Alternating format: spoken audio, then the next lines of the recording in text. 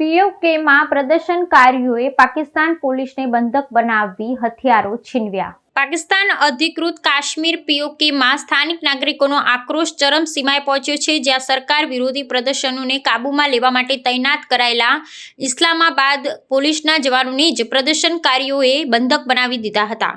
શટરડાઉન અને વ્હીલ જામ હડતાલ દરમિયાન આ ઘટનાઓ બની હતી, જેના પગલે સમગ્ર ક્ષેત્રમાં તણાવ વ્યાપી ગયો છે। દેખાવકારોએ પોલીસ કર્મીઓને ઘેરી તેમના હથિયારો છીનવી લીધા હોવાના અહેવાલો અને દ્રશ્યો સામાજિક માધ્યમો પર પ્રસારિત થયા છે।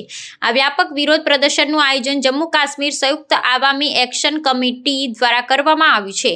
મોંઘવારી, વીજળીના અયોગ્ય દરો, લોટ પર સબસિડીનો અભાવ અને પાકિસ્તાનમાં વસતા શરણાર્થીઓ માટે આરક્ષિત 12 વિધાનસભા બેઠકોને રદ કરવા જેવી મુખ્ય માંગણીઓ સાથે હજારો નાગરિકો રસ્તા પર ઉતર્યા છે।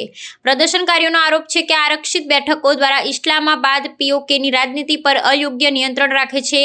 સરકારે આ આંદોલનને દબાવવા માટે હજારો સુરક્ષા કર્મીઓ તૈનાત કર્યા છે અને ઇન્ટરનેટ સેવાઓ પણ સ્થગિત કરી દીધી છે।